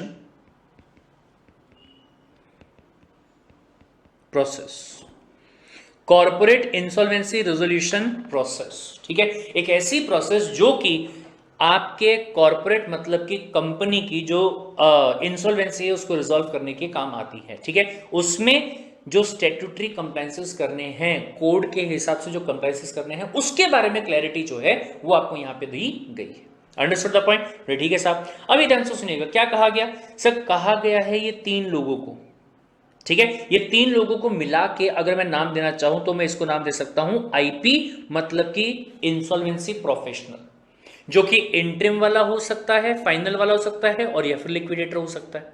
ठीक है sir, would have to file the NCLT order, जो कि फॉर्म नंबर INC 28 में होगा। किसके पास में फाइल करेंगे, सर ROC के पास में। ठीक है, जिसमें आपको क्या मिला, अप्रूवल मिला एज IRP, RP और लिक्विडेटर। ठीक है, by selecting the appropriate section of the IBC at the serial number this from drop down box in the form।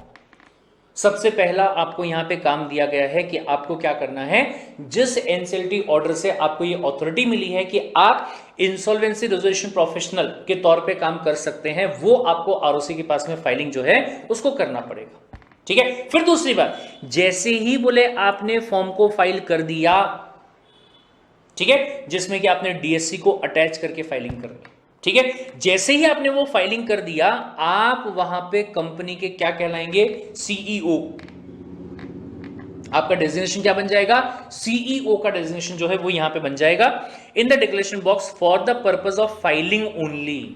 मतलब अपने आप को मालिक समझ के मत बैठ जाना, सिर्फ और सिर्फ फाइलिंग करने के हिसाब से सारे अधिकार जो है वो आपके पास में आ गए, and just for the filing you will become what, CEO. ठीक है साहब। And choose others from the drop down menu. ठीक है, वहां पे जो भी आपका मेन्यू आएगा उसमें आपको क्या करना है, अदर्स चूज करना है। ठीक है साहब। फिर उसके बाद the master data for the change in the status of the company from active to inactive. ठीक है, to CIRP liquidation or CIRP liquidation to active shall be affected on the basis of formal change request form submitted by the IBB to the e-governance cell। अरे बाप रे, मतलब आपकी company जो है पहले एक्टिव हुआ करती थी, इनएक्टिव हुआ करती थी, उसको इंसॉल्वेंसी प्रोसेस में डाला जा रहा है, तो उसका स्टेटस चेंज करना पड़ेगा। उसका स्टेटस तब चेंज होगा जब insolvency bankruptcy board of India जो है वो ई गवर्नेंस सेल जो कि आपका एमसी डिपार्टमेंट का है हेडक्वार्टर में, ठीक है, उसको एप्लीकेशन जो है वो देना पड़ेगा, उसको इंटीमेट करना पड़ेगा बेसिकली। ठीक है, since this function has been centralised, registrar of company shall not raise and forward CRF request form जो है, ठीक है, इधर to the e governance cell or to service provider for the above mentioned purpose. ये समझ में आया, मतलब ये पूरा का पूरा फंडा जो है वो क्या कर दिया गया है, सेंट्रलाइज कर दिया गया। तो ऐसे केस में जो भी आपका फॉर्म जाएगा वो एमसीए डिपार्टमेंट के हेडक्वार्टर जो है वहां पे जो आपका ई गवर्नेंस सेल है उसके पास में इसको भेजना पड़ेगा। Got it? ठीक है साहब बोले। फिर उसके बाद the IRP liquidator shall be responsible for filing all the forms to the MCA portal and sign the form in the capacity of CA in order to meet the filing protocol in the existing form architectures. ठीक है, मतलब पूरी responsibility किसकी है भाई साहब, आपकी है। कौन हो आप, IRP, RP या फिर लिक्विडेटर। ठीक है, ठीक है। However this shall not in no way affect his legal status as this person. मतलब माना कि आप सीईओ है फाइलिंग करने के लिए, बट साथ ही साथ आप क्या हैं, आप ये या फिर ये एज द केस में भी वो भी आप यहां पे माने जाएंगे। ठीक है, उस पर कोई इफेक्ट यहां पे आने वाला नहीं। फिर उसके बाद all filings of e-form including EOC 4 MGT 7 shall be filed through e-form GNL General 2। ठीक है, इसके थ्रू फाइल करना है by way of attachment till the company is under the CIRP। मतलब जब तक कि आपकी कंपनी का CIRP चल रहा है तब तक के, चाहे वो EOC 4 हो फॉर्म और चाहे वो फॉर्म आपका MGT 7 हो, ठीक है, फाइनेंशियल स्टेटमेंट फाइल करने के बारे में हो या फिर आपका MGT 7 वाला जो है वो वाला, इसको आप सिर्फ एक ही फॉर्म में अटैचमेंट के तौर पे फाइल करेंगे। कौन सा फॉर्म रहेगा, GNL 2 के अंदर। इंडिविजुअल फाइलिंग जो है वो आप यहां पे नहीं करेंगे। ठीक है साहब। इन the existing field number 3 of the form number this, जो GNL का आपका फॉर्म है उसका जो फील्ड नंबर 3 है, the liquidator will choose radio button filing under the insolvency bankruptcy code। मतलब उसी में आपको एक ऑप्शन मिल जाएगा वहां पे जिसमें आपको क्या करना होगा, क्लिक करना होगा, फाइलिंग अंडर द IBC आपको सिलेक्ट करना होगा, against date of the event and the board resolution in the INC 28 and GNL 2 date of the order may be mentioned. मतलब अगर आप क्या कर रहे हो, जो इवेंट आपका हुआ है, ठीक है, उस इवेंट का डेट वगैरह आपको लिखना है या ये सब चीजें अगर आपको करनी है तो क्या कहा गया कि जो आपके कोर्ट ऑर्डर में डेट मेंशन है उसी को आप वहां पे क्या कर सकते हो, लिख सकते हो। Apart from that further clarified that in respect of the companies which are marked under the CIRP in the registry, the returns and financial statement and other document under provision of companies act in accordance with the direction issued by the NCLT shall be filed. ये तो बात कर चुके हैं यार, दोबारा क्यों आया। Against the payment of one time normal fees. अच्छा, इसके लिए फीस जो है वो नॉर्मल पे करनी पड़ेगी till such time the company remains under the CIRP। ये इसका पूरे इतने मैसेज का जो मतलब है, ठीक है, उसका मतलब ये है कि आपको जो ये GNL 2 फाइल करना है, इसके साथ में आपको फीस जो है वो भी पे करनी पड़ेगी। और ये फॉर्म के अंदर आप एक तो AOC 4 और दूसरा MGT 7, ये 2 फॉर्म्स को अटैच करके क्या करेंगे, फाइल करेंगे। ठीक है साहब। Now separate JNL 2 shell be filed for each such document. अरे बाप रे, हर एक डॉक्यूमेंट के लिए क्या करना पड़ेगा, सेपरेट JNL 2 जो है वो फाइल करना पड़ेगा बाय द RP। ठीक है। It is also clarified that the concerned IRP और RP of every company which was under CIRP prior to the issue of this circular shall also file form number INC 28 for such companies and thereafter proceed to file other documents as required under the act and rules thereunder through the form number JNL 2। मतलब ये notification आने के पहले, जब ये notification आया उसके पहले, ठीक है, अगर ऑलरेडी आपने ऑर्डर वगैरह ले चुका था तो आपको वो वाला जो फॉर्म है, कौन सा, INC 28, जिसमें NCLT का ऑर्डर आपके पास में आया था, वो भी आपको क्या करना पड़ेगा, वो भी आपको इस फॉर्म में फाइल करना पड़ेगा। Understood the point? ठीक है साहब, दैट्स इट। तो ये आपका हो गया। ये इधर वाला जो है वो आप नहीं भी पढ़ोगे तो भी चलेगा, क्योंकि इसको सप्रेस करके नया रेगुलेशन जो है वो यहाँ पे पास कर दिया गया। Understood the point? डन। ठीक है साहब, बढ़ते हैं आगे और बात करते हैं हमारे अगले चैप्टर के बारे में। That is the lesson number 5, limited liability partnership.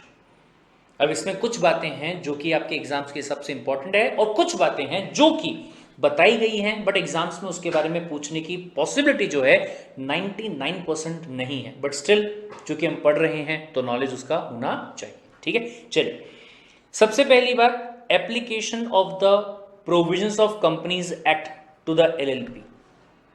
ठीक है, नोटिफिकेशन कब आया, 30 जनवरी 2020 को आया। क्या कहा गया, कहा गया कि सर सेक्शन नंबर 460 जो है ना, किसका, कंपनीज एक्ट 2013 का, ठीक है, that section shall apply to LLP from the date of publication of this notification. ठीक है, जब से ये चीज को ऑफिशियल गैजेट में क्या किया गया है, नोटिफाई किया गया। सर 460 किसके बारे में बात करता है, लिख देता हूं मैं यहां पे, it deals about condonation of delay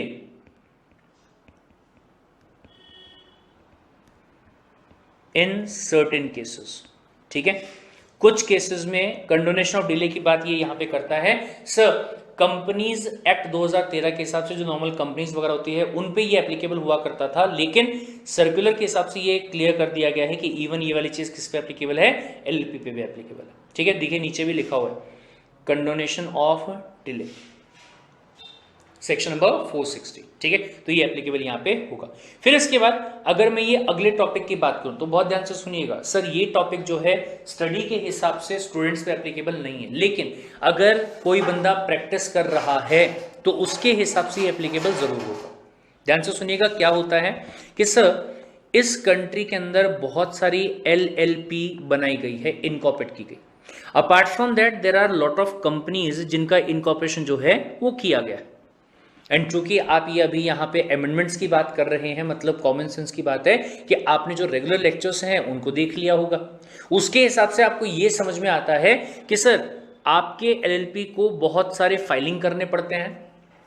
same ऐसे ही कंपनी जो होती है उसको भी बहुत सारे फाइलिंग करने पड़ते हैं ROC के पास में, हाँ या ना, बोले हाँ सर, साल भर करने पड़ते हैं। कई बार तो इवेंट के बेसिस पे करने पड़ते हैं, कई बार क्वार्टरली करने पड़ते हैं, मंथली करने पड़ते हैं, हाफ ईयरली करने पड़ते हैं, या फिर एनुअली भी करने पड़ता है, बट फाइलिंग करना पड़ता है। एग्री करते हो इस बात को, बोले हाँ सर करते हैं। अब पॉइंट ये है कि कंपनी या LLP काफी सारी जिनके पास में बहुत पैसा नहीं होता है, या फिर वो सोचते हैं यार छोटा मोटा काम करके इसके लिए फाइलिंग करना पड़ेगा, पैसा लगाना पड़ेगा, क्यों करने का। तो ऐसी भी कंपनीज है जिसने पिछले 3 साल से 4 साल से, ऐसी भी LLP है जिसने पिछले 3 साल से 4 साल से किसी टाइप की कोई फाइलिंग नहीं करी है। That means they are now called as non compliant company और LLP। क्या कहलाती है वो, नॉन कंप्लायंट कंपनी या फिर LLP कहलाती है। Understood the point? ठीक है साहब, अब इनको, ये वाली LLP को और ये वाली कंपनी को एक मौका दिया गया। क्या मौका दिया गया कि तुमने जो अपने पास्ट में पाप किए हैं उन पाप्स को तुम क्या कर सकते हो, धो सकते हो। नॉर्मली ऐसा है कि अगर आपने कंप्लायंस नहीं किया है तो ऐसे केस में आपको क्या करना पड़ता है, आपको बोले एडिशनल फीस पे करनी पड़ती है अगर आप लेट फाइलिंग करना चाहेंगे तो नॉर्मली। लेकिन अब ये कहा जा रहा है कि आपके सामने हम बोले स्कीम लाके देते हैं, क्या लाके दिया, स्कीम लाके दिया। अगर मैं एलएलपी की बात करूं तो स्कीम का नाम क्या है, एलएलपी सेटलमेंट स्कीम 2020, और कंपनी के लिए CFSS नाम दिया गया। आगे चल के बात करेंगे उसके बारे में, ठीक है। तो दो स्कीम यहां पे लाई गई है जिसका एग्जाम्स के हिसाब से कोई रिलेवेंस नहीं है, मेरे हिसाब से बहुत कम चांसेस है कि इसके ऊपर सवाल पूछे जाए, बट चूंकि आप आगे चल के प्रोफेशनल बनने वाले हैं तो ये आपको पता होना चाहिए, क्योंकि this is a very good opportunity जिसमें आप क्लाइंट को बोल सकते हैं अपने, क्या बोलेंगे, अरे सर पिछले 3 साल से आपने फाइलिंग नहीं किया है, अगर उसका एडिशनल फीस काउंट करोगे तो 10, 12, 15, 20 हजार रुपए चला जाएगा। एक काम करो, क्या कि अब ये स्कीम आई हुई है जो इतने से इतने टाइम पीरियड के बीच में है, अगर इस टाइम पे आप फाइलिंग कर लेते हैं सारे डॉक्यूमेंट्स का तो ऐसे केस में सबसे पहले नॉर्मल फीस में काम आपका हो जाएगा। दूसरी बात, आपकी कंपनी नॉन कंप्लायंट से क्या बन जाएगी, कंप्लायंट कंपनी या फिर एलएलपी बन जाएगी, ठीक है। तो ध्यान से देखिए क्या कहता है सर। सबसे पहली बात, ईज ऑफ डूइंग बिजनेस को प्रमोट करने के हिसाब से ये एक आपको वन टाइम रिलैक्सेशन जो है वो दिया जा रहा है, किसको, डिफॉल्टिंग एलएलपीज को। सर डिफॉल्टिंग एलएलपीज का मतलब क्या होता है, ऐसी एलएलपी जिसने स्टैट्यूटरी फाइलिंग, ऐसी फाइलिंग जो कि एलएलपी एक्ट 2008 के हिसाब से करनी जरूरी है, वो फाइलिंग करने में अगर आपने क्या किया होगा तो डिफॉल्ट किया होगा तो वो बोले आप कर सकते हैं किसके अंडर, ये स्कीम के अंडर।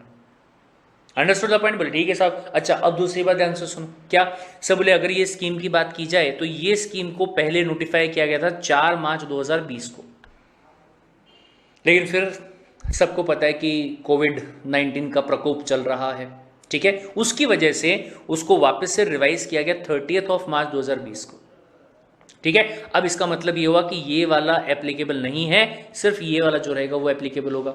बट स्टिल अगर आपको पढ़ने का बहुत मन है कि सब पहले क्या होता था मैं जानना चाहता हूं, तो मैंने आपको दोनों कॉलम जो बना के दे दिए, आप इसको भी पढ़ सकते हो, बट एप्लीकेबल कौन सा होगा, ये वाला एप्लीकेबल होगा।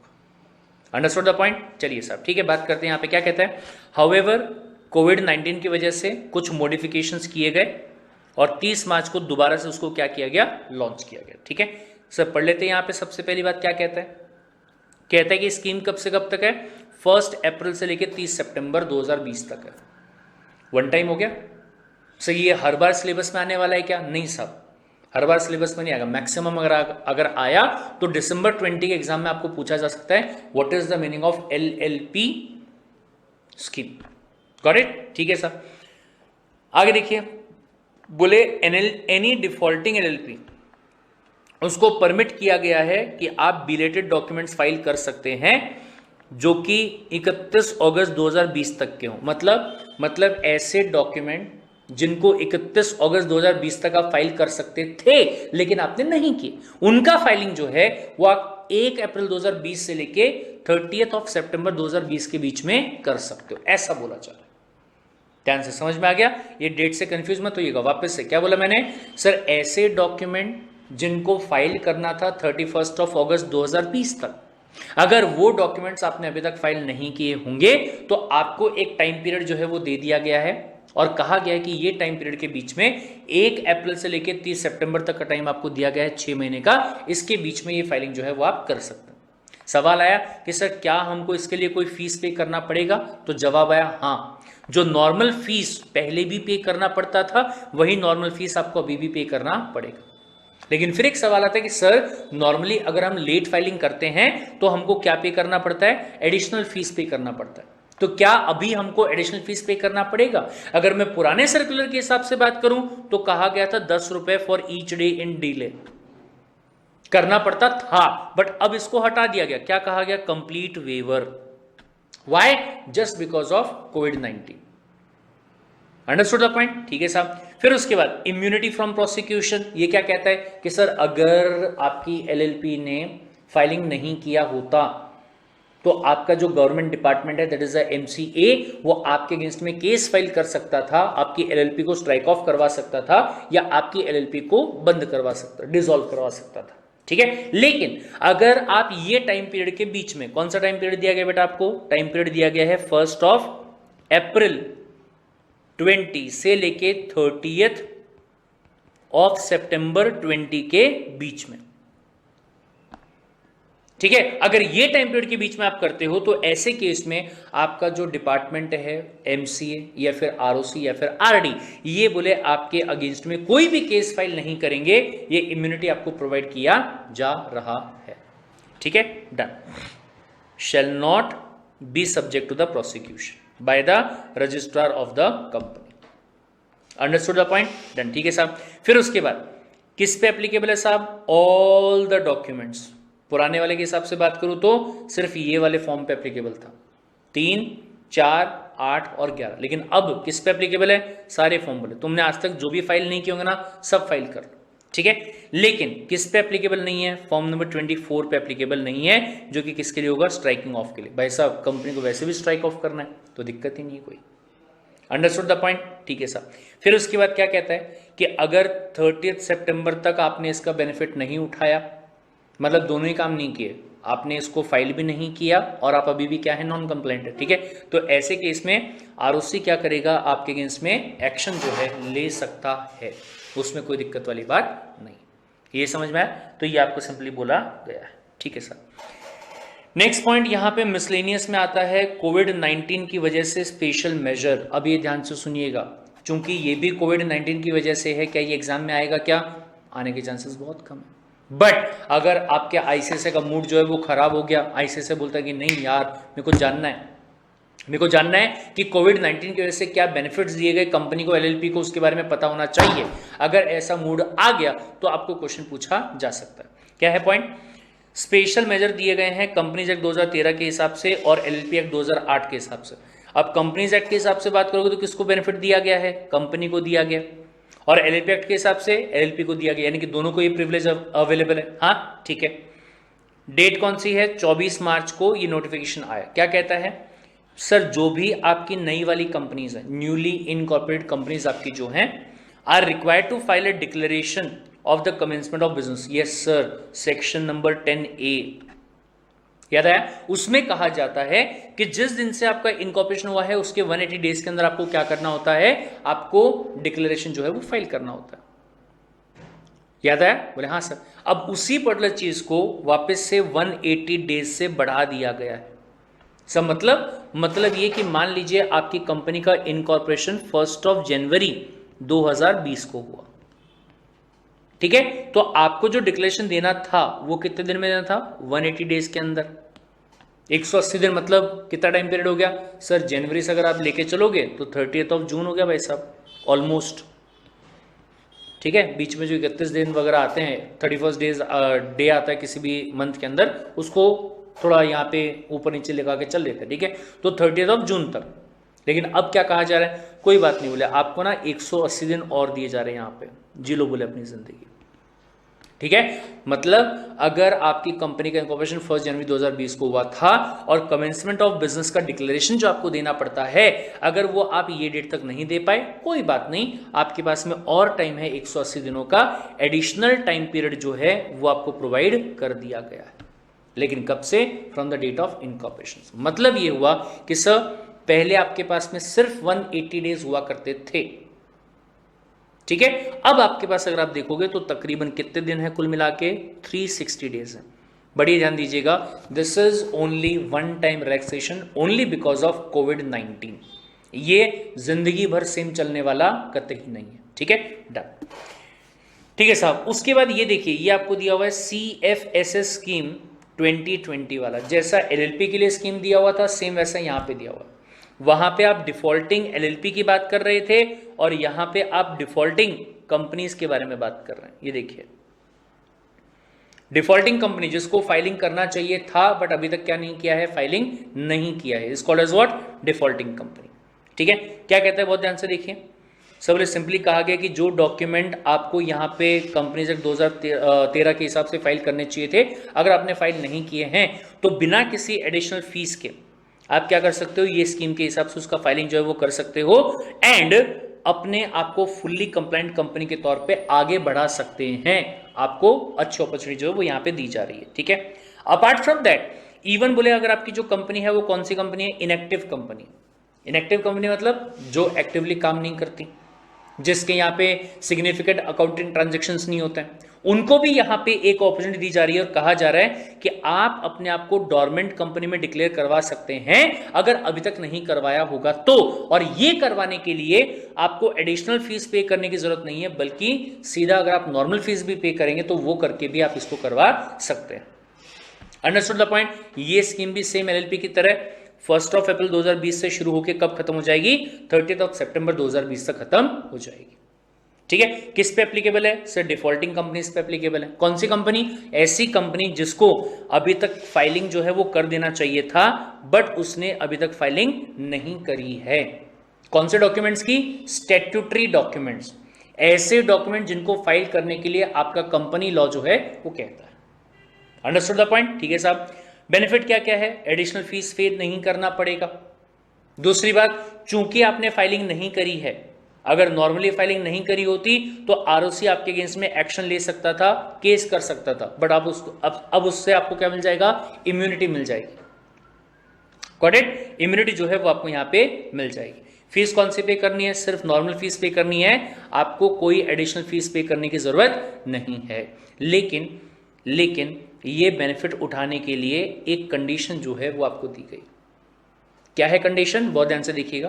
कहता है कि भाई साहब, अगर आपकी जो डिफॉल्टिंग कंपनी है, कौन सी कंपनी है, डिफॉल्टिंग कंपनी आपकी जो है, ठीक है, if you have filed any appeal, मेरे वर्ड्स पे ध्यान दीजिएगा, पूरा पढ़ने की जरूरत नहीं। क्या कहता है कि अगर आपकी जो डिफॉल्टिंग कंपनी है, जिससे कहा गया कि तुमने डिफॉल्ट किया है, तुमने ये डॉक्यूमेंट फाइल नहीं किया, वो डॉक्यूमेंट फाइल नहीं किया, ठीक है, आपके अगेंस्ट में केस जो है उसको इनिशिएट किया गया, लेकिन जो भी ऑर्डर दिया गया था आरओसी का या आरडी का, उसके अगेंस्ट में आपने सुपीरियर अथॉरिटी के पास में जाके क्या कर दिया है, अपील को फाइल कर दिया against any notice issued or complaint filed or order passed by the court by the authority before a competent court or the authority for the violation of any provisions of the companies act in respect of which an application is made under this scheme।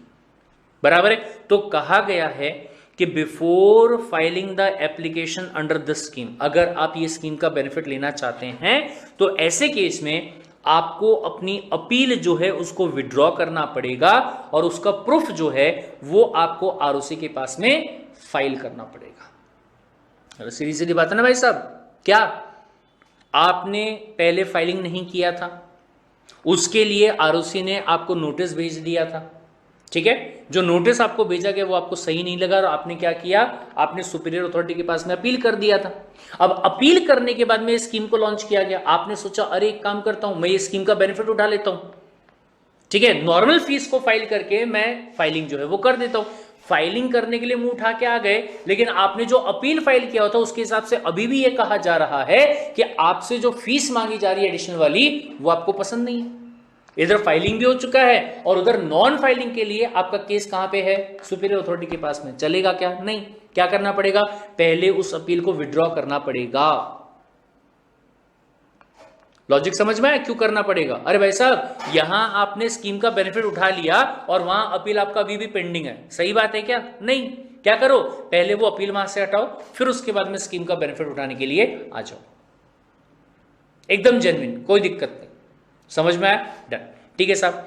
फिर उसके बाद में एक और चीज, ये additional है, आप ये वाले पॉइंट को और ये वाले पॉइंट को कोरिलेट नहीं कीजिएगा, ठीक है, दोनों अलग अलग पॉइंट है। क्या कहता है, special measure in case no appeal is filed, मतलब आपके नाम पे क्या दिया गया था, नोटिस आपको दे दिया गया था कि आपने फाइलिंग नहीं किया है और आपके अगेंस्ट में केस जो है वो फाइल किया जा रहा है, ठीक है, या केस फाइल हो चुका था, ऑर्डर आ चुका है और आपके पास में अथॉरिटी थी कि आप सुपीरियर अथॉरिटी के पास जाके अपील कर सकते थे बट आपने अपील नहीं किया, ठीक है। तो ध्यान दीजिएगा क्या कहता है, in case where due to delay associated in the filing of any document, मतलब कोई डॉक्यूमेंट का फाइलिंग करना था बट आप नहीं कर पाए, उसमें क्या हो गया, डिले हो गया।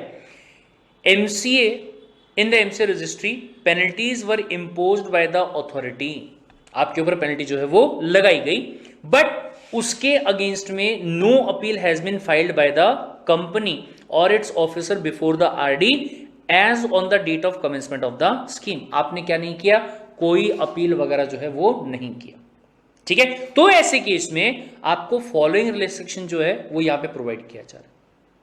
क्या कहता है ध्यान से, where the last date of filing the appeal against the order or the order of the adjudicating authority falls between this date to this date. अगर जो अपील करने का आखिरी डेट है, लास्ट डेट जो है, अगर वो इसके दरमियान आ रहा है, सर ये भी कोविड-19 का पॉइंट आ गया। अगर आप 1 मार्च से 31 मई तक की बात करते हो तो ये लॉकडाउन का पीरियड था, अगर आपको ध्यान होगा तो इसमें कैसे अपील करेंगे, ठीक है। तो क्या कहा गया कि अगर जो लास्ट डेट है वो इस दरमियान आ रहा है तो आपको एडिशनल 120 डेज जो है वो दिए जा रहे हैं, जिसमें कहा जा रहा है कि आप चाहो तो अपील कर सकते हो आरडी के पास में जाके।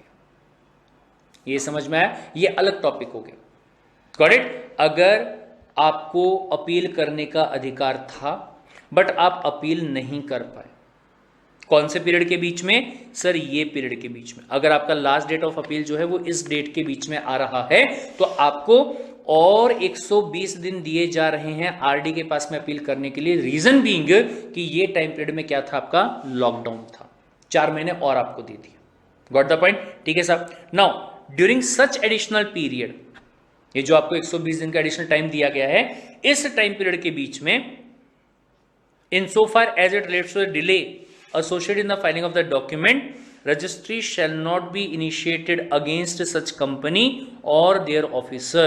मतलब क्या नहीं करोगे आप यहाँ पे किसी भी टाइप का कोई केस वगैरह जो है उसको यहाँ पे शुरू नहीं करेंगे अगेंस्ट द ऑफिसर्स, प्रोसिक्यूशन वगैरह जो है ना वो नहीं किया जाएगा, सीधा ये बोला गया, गॉट इट, डन, ठीक है साहब। फिर उसके बाद अगर आप स्कीम का बेनिफिट अवेल करना चाहते हैं और इम्यूनिटी अगर आप लेना चाहते हैं, मतलब आपके इसमें केस वेस फाइल नहीं किया जाए, स्कीम के हिसाब से आपने नॉर्मल फाइलिंग कर दिया, तो उसका प्रोसेस क्या रहेगा, सिंपल पॉइंट है, आपको एक सर्टिफिकेट लेना होगा जिसका नाम क्या दिया गया है, इम्यूनिटी सर्टिफिकेट। क्या कहता है भाई साहब, ध्यान से देखिएगा। सबसे पहली बात, डिफॉल्टिंग कंपनी को अपने जो बिलेटेड डॉक्यूमेंट्स हैं उनको फाइल करने हैं नॉर्मल फीस के साथ, ये काम करना पड़ेगा। फिर उसके बाद आपको एप्लीकेशन देना है for getting the immunity certificate in form number this. ध्यान से, पहले बिलेटेड वाले जो फॉर्म्स उसको फाइल कर दो आप, नॉर्मल फीस पे कर दिया, आरओसी के पास में फाइलिंग हो गया, ठीक है। फिर उसके बाद वापस से आप क्या करोगे, अगले 6 महीने के अंदर, फाइलिंग करने के 6 महीने के अंदर ये वाले फॉर्म नंबर में, फॉर्म नंबर CFSS 2020, ठीक है, ये फॉर्म में आप क्या करोगे, एप्लीकेशन करोगे कितने टाइम के अंदर, 6 मंथ्स। कब से, from the closure of the scheme. Scheme कब खत्म हो रही भाई साहब, सर स्कीम खत्म हो रही है आपकी 30 सितंबर 2020 को। तो यहां से लेके 6 महीने की बात अगर मैं करूं तो कितना टाइम बचता आपके पास में, 31 मार्च 2020 तक का टाइम है, ठीक है। इस टाइम पीरियड में कभी भी कर सकते हो। And after the documents are taken on the file or on the record or approved by the designated authority as the case may be। हालांकि इंपॉर्टेंट पॉइंट यहाँ पे, ये वाला जो फॉर्म अपन फाइल करेंगे इसके लिए कोई भी फीस पे करने की जरूरत नहीं है, ठीक है। फिर अकॉर्डिंगली जो भी आपकी अथॉरिटी रहेगी एमसी की तरफ से, वो आपके डॉक्यूमेंट्स को चेक कर लेगी, जो फाइलिंग आपने किया उसको चेक कर लेगी, और अकॉर्डिंगली आपको क्या मिल जाएगा, सर्टिफिकेट ऑफ इम्यूनिटी जो है वो आपको दे दिया जाएगा। सर्टिफिकेट ऑफ इम्यूनिटी मिलने का मतलब क्या है कि चूंकि आपने पहले डॉक्यूमेंट्स को फाइल नहीं किया था, उस बेसिस पे आपकी जो गवर्नमेंट है, आपका जो आरडी है, आपका जो आरओसी है, आपका जो एमसीए डिपार्टमेंट है, वो आपके अगेंस्ट में क्या नहीं करेगा, किसी भी टाइप का कोई केस इशू नहीं करेगा, प्रोसिक्यूशन नहीं करेगा, प्रोसीडिंग्स वगैरह शुरू नहीं करेगा। क्या लेने के बाद में, सर्टिफिकेट ऑफ इम्यूनिटी जो है वो लेने के बाद। Understood the point, done. लेकिन दुखद वाली बात कि कुछ लोगों को कुछ फॉर्म्स के लिए इसका बेनिफिट जो है वो नहीं मिलेगा। सो कौन से केस में, जहां ये सब बेनिफिट देख के फायदा नहीं हो, या फिर हो सकता है कि इस बेनिफिट का आप गलत यूज कर रहे हो। कब हो सकता है, सबसे पहली बात, सर आपकी कंपनी को स्ट्राइक ऑफ किया जा रहा है, अरे बाप रे, कंपनी को स्ट्राइक ऑफ किया जा रहा है, और ऐसी कंपनी के लिए आप CFSS की स्कीम की बात कर रहे हो, भाई कंपनी तो वैसे डूब रही है, स्ट्राइक ऑफ हो रही है। या फिर स्ट्राइक ऑफ करने के लिए एक्शन तो नहीं लिया गया, लेकिन एप्लीकेशन आपने फाइल कर दी है। क्या फाइल कर चुके हो, एप्लीकेशन, मतलब आप स्ट्राइक ऑफ करवाना चाहते हो, तो CFSS का बेनिफिट जो है वो आपको नहीं मिल पाएगा। या फिर अगर आपकी कंपनी किसी दूसरी कंपनी में अमलगमेट हो रही है, सर अगर आपकी कंपनी अमलगमेट हो गई तो आपकी कंपनी का एग्जिस्टेंस जो है वो तो वैसे ही खत्म हो जाएगा,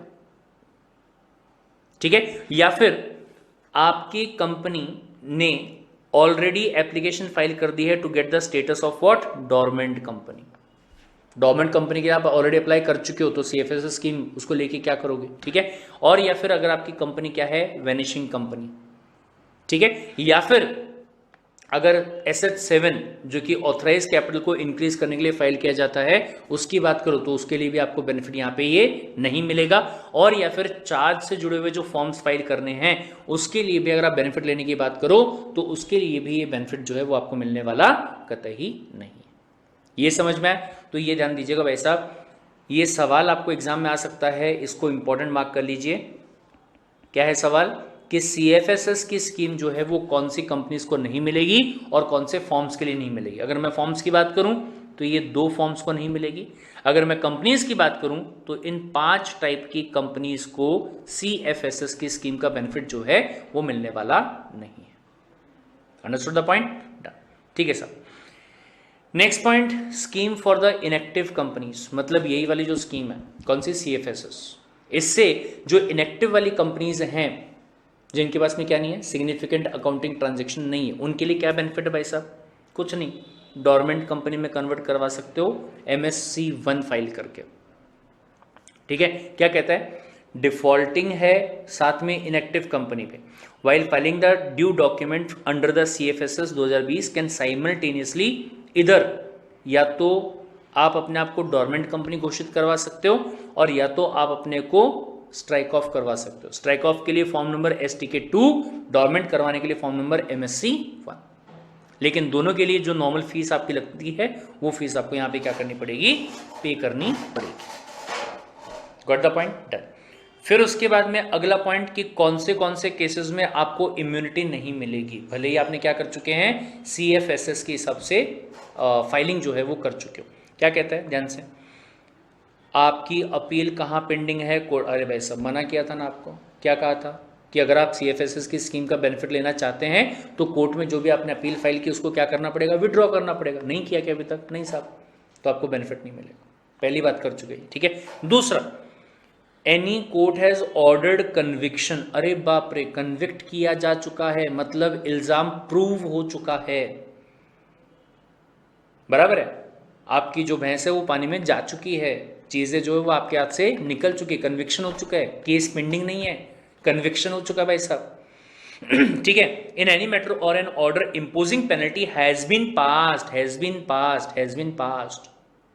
ऑर्डर पास हो चुका है। अब ऑर्डर, कोर्ट के ऑर्डर की तौहीन जो है वो नहीं की जा सकती, that will be called as contempt of court, नहीं कर सकते वो चीज, ठीक है।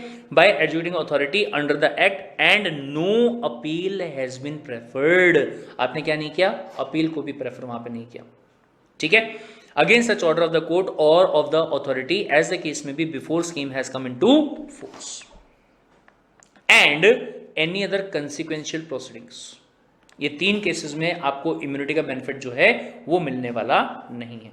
अगला पॉइंट, इम्यूनिटी का इफेक्ट क्या होगा, अरे साहब आपके अगेंस्ट में केसेस को नहीं लिया जाएगा और अगर डाला हुआ है केस तो उसको क्या कर दिया जाएगा, विड्रॉ कर लिया जाएगा, ठीक है।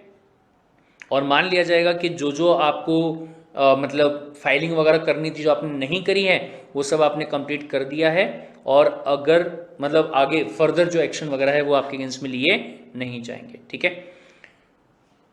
और फिर ये वो सेम वाला पॉइंट जो अपन ने LLP के बारे में पढ़ा था कि 30 सितंबर जा चुकी है, आपने स्कीम का बेनिफिट भी नहीं उठाया और डॉक्यूमेंट्स का फाइलिंग वगैरह जो किया ही नहीं, मतलब अभी भी आप क्या हो, डिफॉल्टिंग कंपनी हो। तो ऐसे केस में ROC जो है वो आपके अगेंस्ट में जो भी एप्रोप्रिएट एक्शन उसको लेना पड़े वो एक्शन आपके अगेंस्ट में लिया जा सकता है, दैट्स इट। तो ये था आपके amendments related to SBEC subject.